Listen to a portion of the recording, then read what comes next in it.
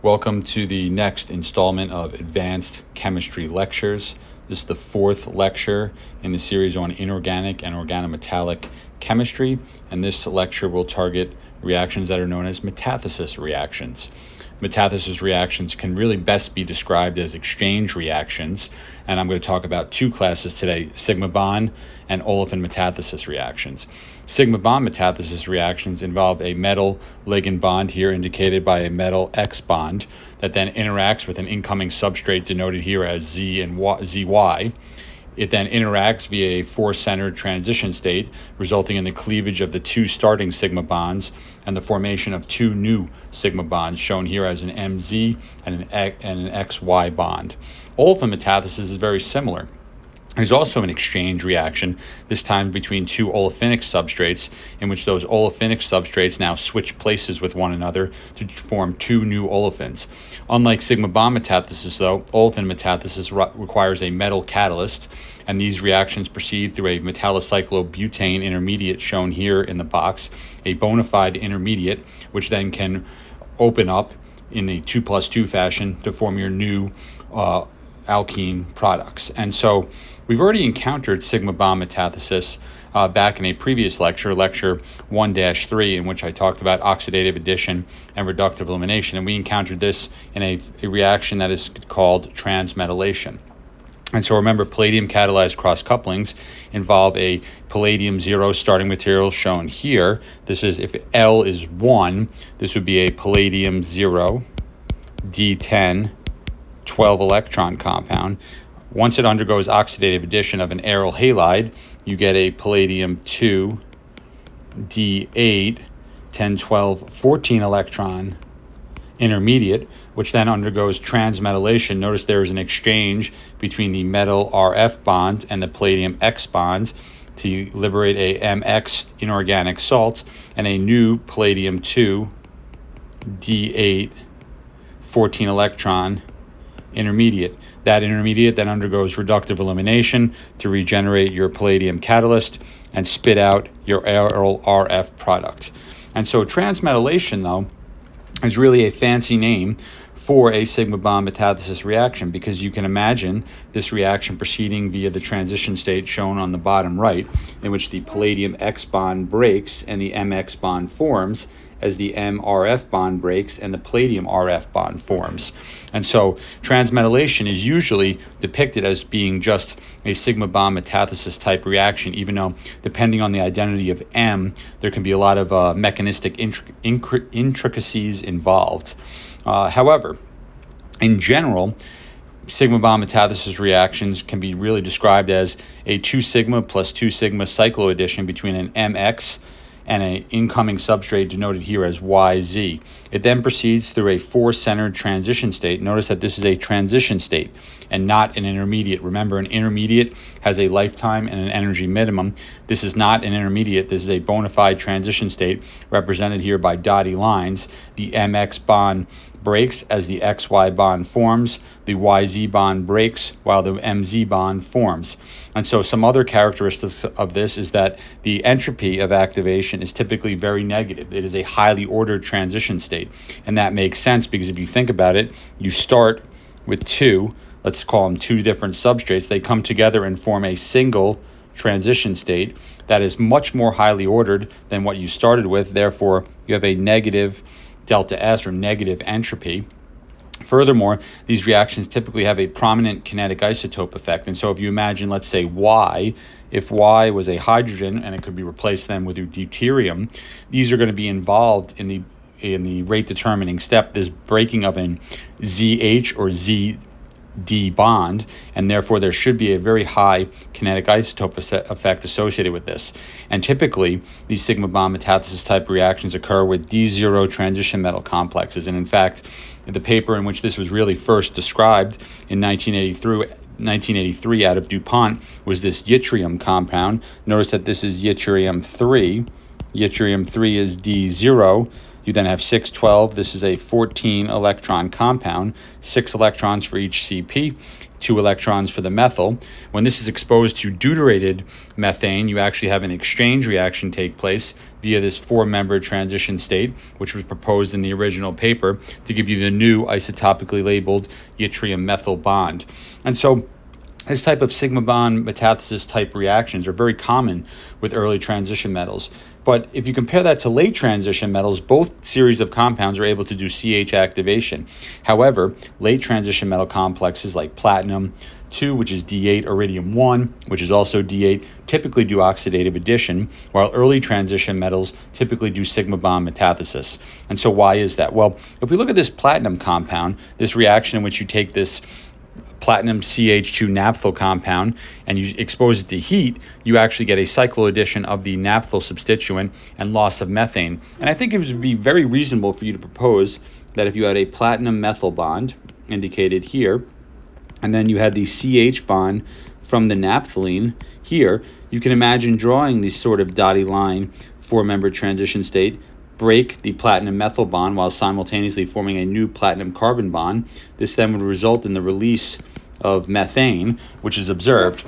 However, this does not take place. What actually occurs is the CH bond of the naphthyl substituent indicated right here actually undergoes oxidative addition to the platinum center. You started with a platinum 2 D8 16 electron compound. Once you do oxidative addition, you get a platinum 4 D6 18 electron compound. Notice that the naphthyl group and the H are cis to one another, which you need in order for oxidative addition to occur. But also notice that the methyl group that you started with and this hydrogen as well, this platinum hydride, are also cis to one another and therefore can trigger reductive elimination, and that is exactly what happens.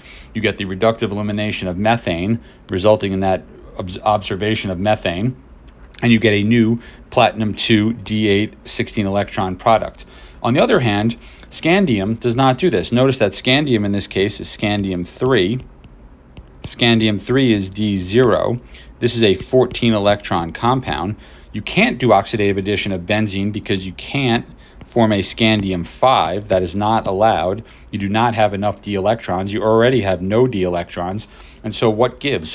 What is actually occurring? Well, what happens is it is believed that this scandium 3 starting material interacts with the benzene to form an eta-2 complex. This eta-2 complex then triggers the formation of a sigma bond metathesis like reaction in which it goes through this 4-centered transition state, resulting in the loss of methane and the formation of a new scandium phenyl compound. Notice that the scandium phenyl compound, just like the starting material, is also a scandium 3 D0 14 electron compound. And so these early transition metals complexes typically do sigma bond metathesis, and they've been really useful for a number of reactions, including dehydropolymerization. And so this reaction actually generates 4 distinct products, all of which form via sigma bond metathesis. And so the first thing I think we should do is electron count our zirconium starting material. And so this is zirconium 4. Each CP is -1. This is -1. The TMS group is a -1, and the supersilyl group is also a -1. So you have a zirconium 4. Zirconium 4 is D0. You then have 2 CPs donating 6 electrons each, plus 2 more 2-electron groups. You then have a 16 electron compound. 6 electrons to CP, 6 more electrons give you 12. 14, 16 electron compound. The 16 electron compound is obviously not coordinatively saturated. 18 would be coordinatively saturated. And so the phenylsilane starting material can interact with it. And that in fact happens. And so what you can see here is if you imagine the phenylsilane substrate coming in, which is indicated here in the box, that could interact via this 4-centered transition state with the trimethyl group located on zirconium. That results in the loss of the H-TMS group indicated here as product 1. Notice now that you've stitched a new phenylsilane group onto zirconium shown here. The starting supersilyl group shown here can then interact with another phenylsilane, incoming phenylsilane substrate, resulting in the loss of the H supersilyl group, indicated here as product 2, shown here. You then have 2 distinct phenylsilyl groups on zirconium. Well, if that interacts with a new incoming substrate of phenylsilane, notice now you start to grow the polymeric chain here is indicated as product 4. You then lose that with an N equals 2. There's just 2 silyl groups there. What you would then form now, notice here, you would form a zirconium hydride. Well, that zirconium hydride that you formed, that also has a phenylsilane substituent on it, can interact with another incoming substrate of phenylsilane. This then results in the production of dihydrogen, product 3, shown here, and that results then in formation of another zirconium intermediate that has 2 phenylsilyl groups on it. Well, if the growing polymer indicated here as 4 comes back into the reaction mixture as shown in the box, you can see now how your polymer growing with N equals 2 can interact with another phenylsilyl group located on zirconium to start growing your polymer. Now we have an N equals 3. We form a zirconium hydride intermediate, which will continue to produce product and will continue to grow this polymer if it keeps reacting. And so this is a really, really interesting way of doing dehydropolymerization reactions, and they hinge on just doing sigma bond metathesis. Notice that all four products can be formed. All 4 products are formed via sigma bond metathesis, and this can grow the polymeric chain to a really pretty long length. And so this is really a very interesting application of the zirconium 4 D0 transition metal complexes and really highlights the power of sigma bond metathesis. This was back in the early 90s, but even more recently, these types of zirconium compounds could be shown to do dehydrocouplings. And so, again, this zirconium compound here is a zirconium 4 D0 compound. Notice that all the nitrogens in the equatorial plane are -1. This nitrogen here is neutral. This is a carbanion in this position, so you have zirconium 4, which is D0. This is a 10-electron compound. If this compound interacts with phenylphosphine, notice that it forms the bisphosphine compound and loss of hydrogen. And so how does this happen? Well, you have a bona fide carbanion bound to zirconium, shown here with as I'm coloring it in. Well, if that then interacts with the incoming substrate, notice that you could undergo a sigma bond metathesis type pathway. What that does is that the carbanion that is bound to zirconium, indicated here, notice that it can pick up a proton from the phenylsilane. What that does is it reforms the cyclometylated TMS group. Then you have a new zirconium phosphido. Notice also that this is a zirconium 4 D0 10-electron compound. This is a phosphido. This is a -1 2-electron donor. Well, that phosphido can interact with another equivalent of the phenylphosphine substrate, resulting in the liberation of the bisphosphine product, forming a new zirconium hydride. Well, that zirconium hydride can reinteract with the TMS group. They could form then the equivalent of hydrogen that is lost and then reform the cyclometylated catalyst shown at the beginning. And so this is another process, and this has actually been used with many, many main group centers. Same sort of mechanism each time, hinges on this ability of zirconium D0 compounds to undergo sigma bond metathesis. All right, and so that's really the most important things about sigma bond metathesis. But what about olefin metathesis? Olefin metathesis is an extremely powerful way of essentially exchanging the substituents on olefinic groups for one another. And so this all proceeds through a metallocyclobutane intermediate, which is indicated here. And olefin metathesis, unlike sigma bond metathesis, is a process that is entirely in equilibrium. Notice that I have the equilibrium atoms. And so chemists play, I would call them, fancy little tricks to drive the reactions in the forward direction. I'll describe them here. And so olefin metathesis, though, maybe most importantly, won the 2005 Nobel Prize in Chemistry. Chauvin won for his contribution predicting that this reaction actually proceeded through a metallocyclobutane intermediate. Bob Grubbs developed lots of catalysts based on ruthenium, while Dick Schrock developed many catalysts based on moly and tungsten. And so what can we do with olefin metathesis? Well, the first thing we really need to be able to understand is how they're actually going to interact with olefinic substrates.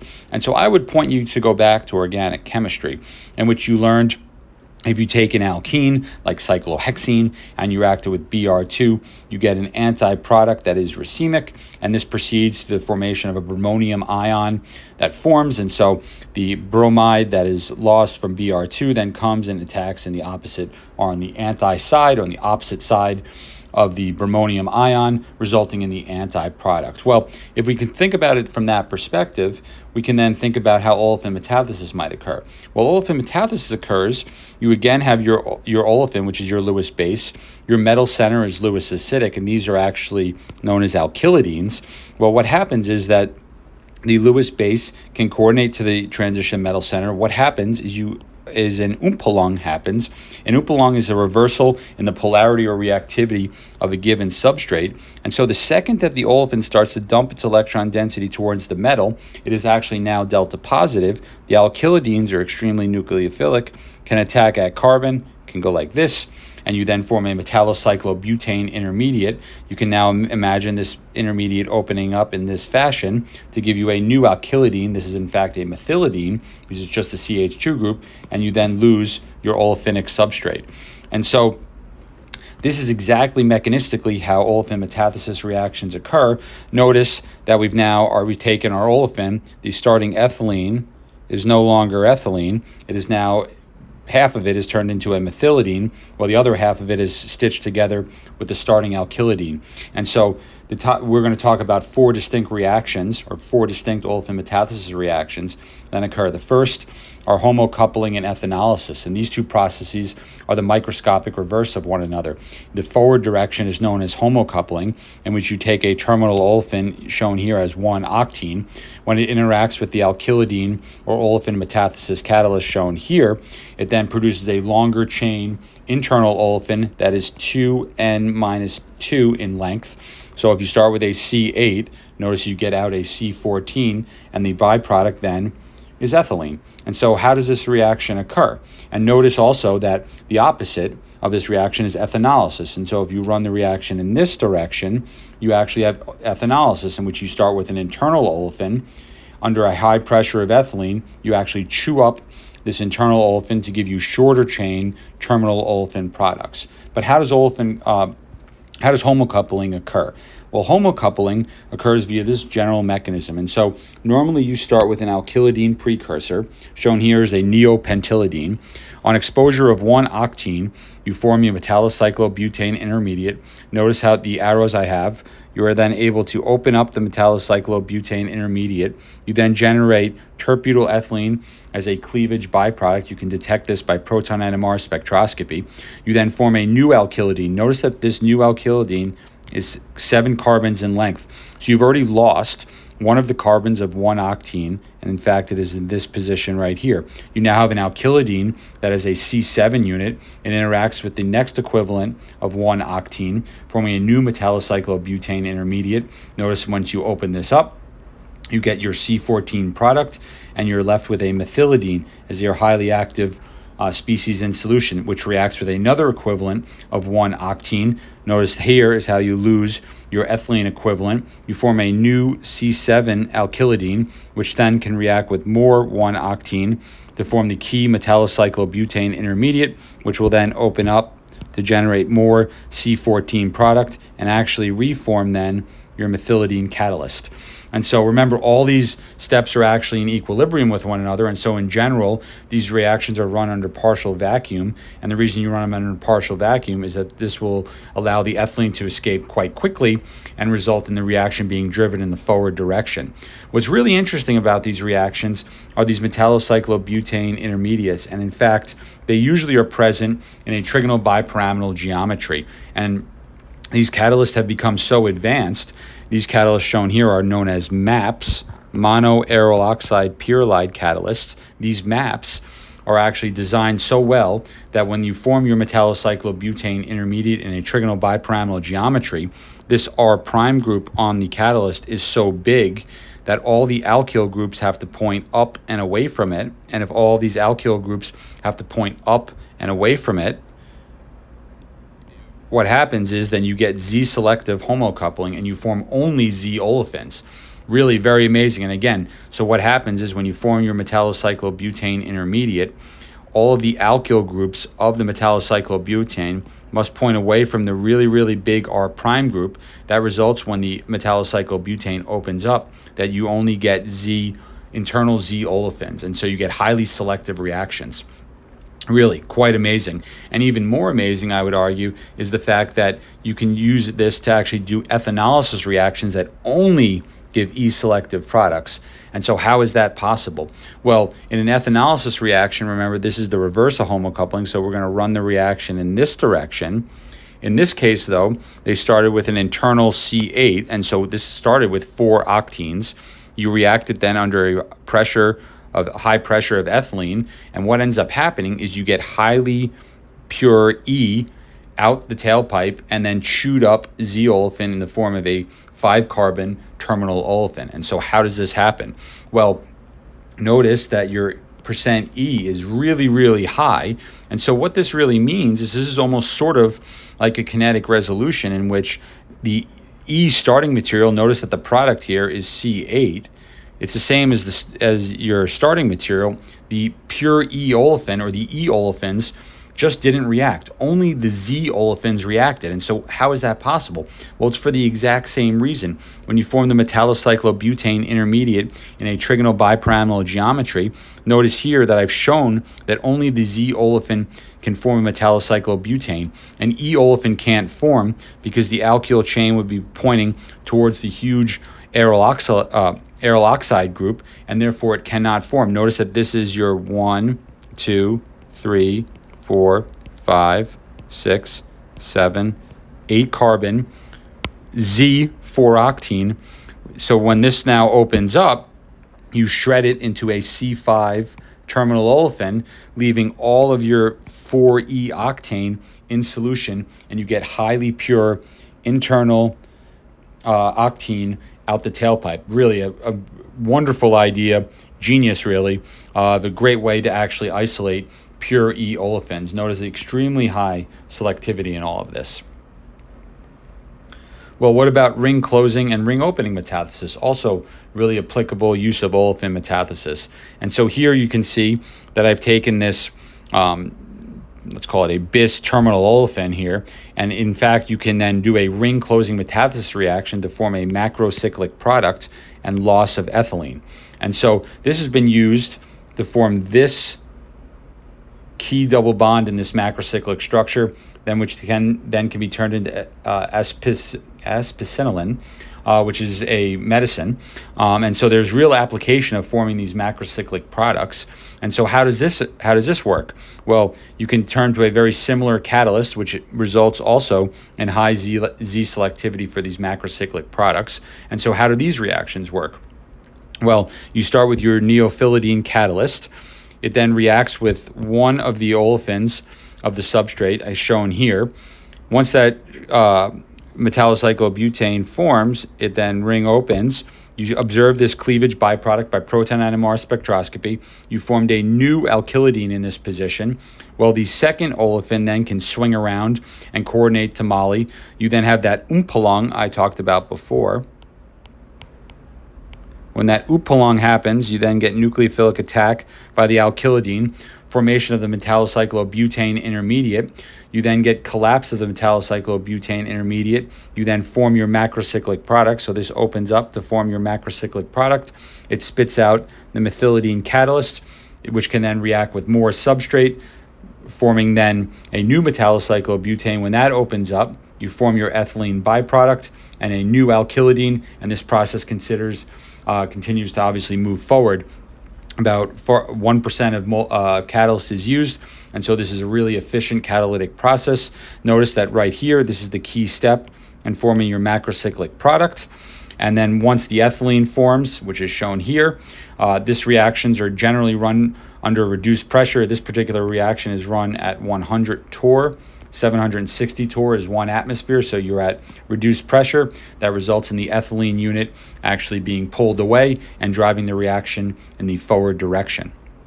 And so ring opening metathesis polymerization, as you can imagine, is sort of the microscopic reverse of ring closing metathesis. The only difference really is that ring opening metathesis polymerization involves using strained olefinic substrates. They must be strained because the reaction is driven by the relief of this strain.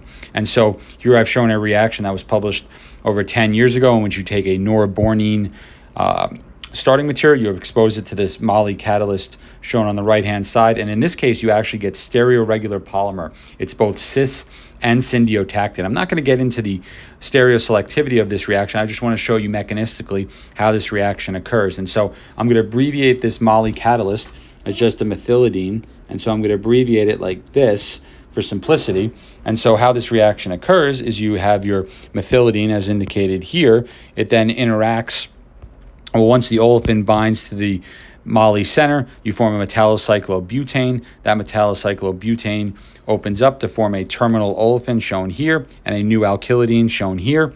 Once that alkylidine forms, it can then bind new olefins, which then can can form metallocyclobutanes shown here. Once those metallocyclobutanes form, they then open. And notice that the red line I've shown there becomes the double bond linkage. Also notice that this double bond linkage is Z for the exact same reason that I talked about a few slides ago in the homocoupling. It hinges on this catalyst when it forms a trigonal bipyramidal intermediate, that these metallocyclobutanes with that specific geometry force all the alkyl groups to point away from the R prime substituent. That leads to forming cis olefins or Z olefins. And notice then that this process can continue to propagate, and as this process continues to propagate, you form more and more polymer. And so the polymer you get is shown here. And as I mentioned, what's most important is to understand mechanistically how this ring opening and propagation occurs. The stereoselectivity of this cis syndiotactic polymer is due to the fact actually that when the bornane approaches, it actually approaches trans to the pyrrolide substituent. Furthermore, you get an inversion of configuration at moly. Notice that the moly center is actually chiral. It is just like a carbon atom that has 4 different groups. The moly center is chiral.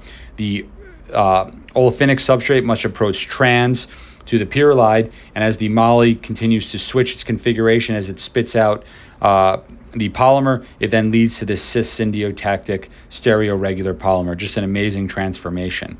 And so here I've now covered the two processes, sigma bond metathesis and olefin metathesis. And I should mention that this olefin metathesis process, there's other variants of this, alkyne metathesis being one. You can also get carbonyl olefin metathesis. Many different processes, and they all kind of hinge on this very key metallocyclobutane intermediate. It's kind of the outside the scope of the lecture, but I encourage you to Google and learn a little bit more about these processes. They're quite amazing. But that concludes this lecture on metathesis, both sigma bond and olefin metathesis. And thank you for listening.